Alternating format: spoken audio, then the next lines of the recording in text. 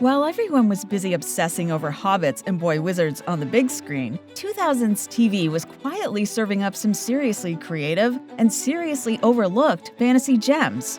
From time travel and vampires to demon hunting and magical mishaps, these shows took risks, got weird, and in many cases disappeared way too soon. So in this follow-up to our previous video on forgotten fantasy shows from the 90s and 2000s, we're diving back in with 12 more underrated and underappreciated fantasy series from the 2000s that deserve a second look.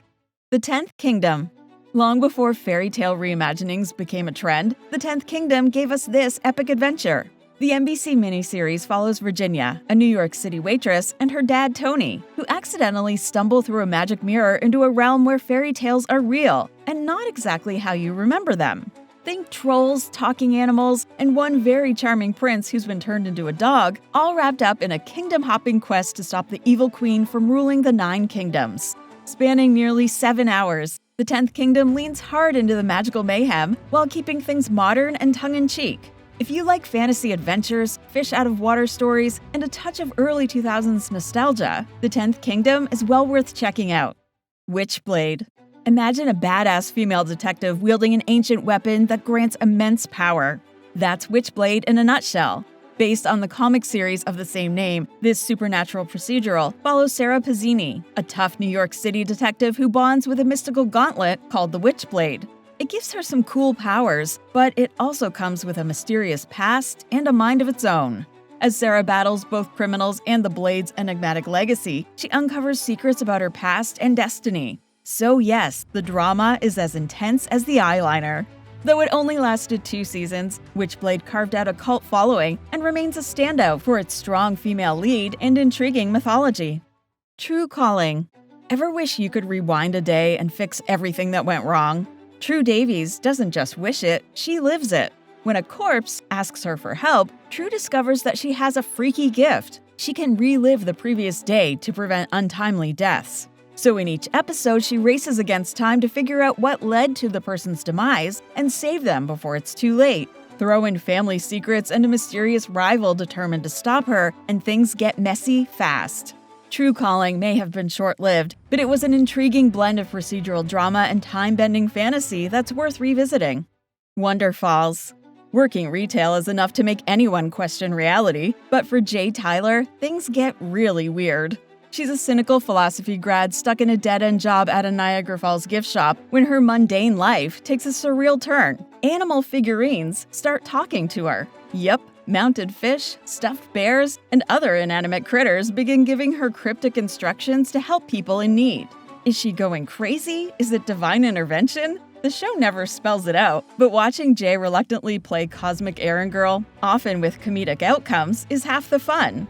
Sadly, Wonderfalls only lasted 1 season, but with its quirky premise and a delightfully snarky lead, it's one of those shows that feels like a hidden gem just waiting to be rediscovered. Hex.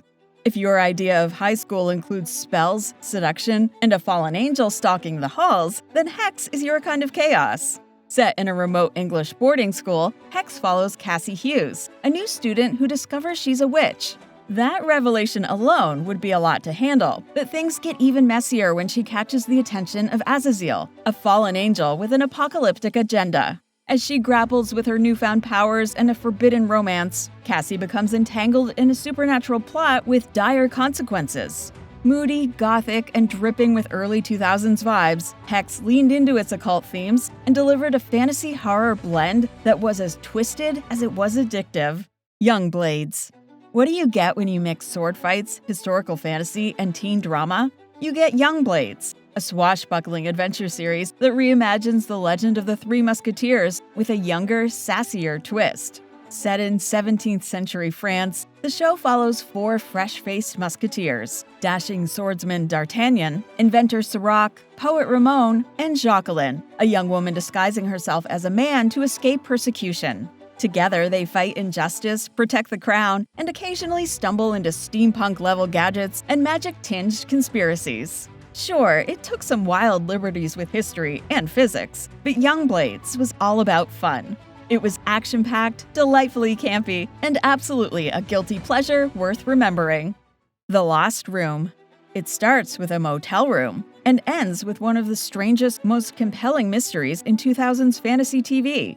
In this cult favorite miniseries, Detective Joe Miller stumbles upon a key that grants access to a mysterious motel room, where ordinary objects possess strange and often dangerous powers.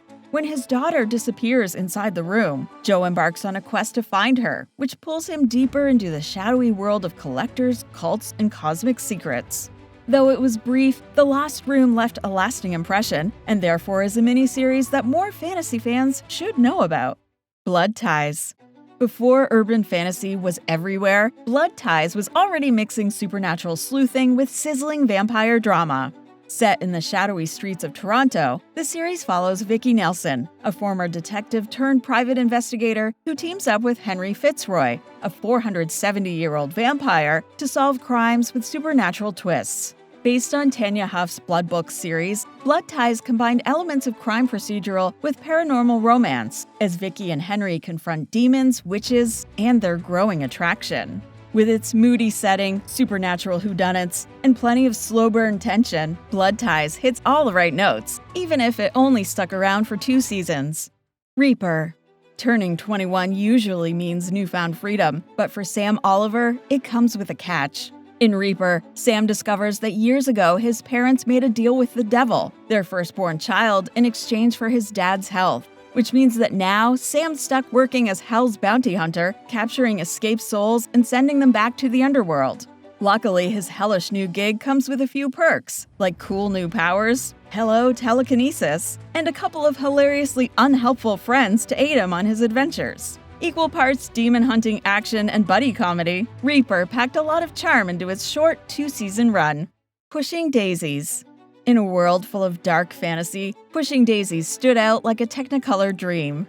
Enter the whimsical world of Ned, a shy pie maker with a strange gift. He can bring the dead back to life with a single touch. The catch? If he touches them again, they're dead forever. So Ned uses his gift to solve murders with private investigator Emerson Codd, all while rekindling a romance with his childhood sweetheart, whom he can never touch since he brought her back to life. It may have only lasted 2 seasons, but Pushing Daisies remains one of the most visually distinct and emotionally resonant fantasy shows of the 2000s.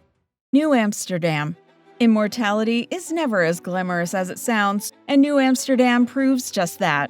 This short-lived Fox drama follows John Amsterdam, a New York City homicide detective who's been alive for over 400 years. Cursed with eternal life, he'll only become mortal again once he finds his true love. But until then, he's solving crimes, reflecting on centuries of trauma, and doing his best not to get too emotionally attached. With flashbacks to different eras, a moody tone, and a central mystery that blends love and destiny, New Amsterdam offered a thoughtful and stylish twist on the typical supernatural procedural, and left us wishing we had more time with it.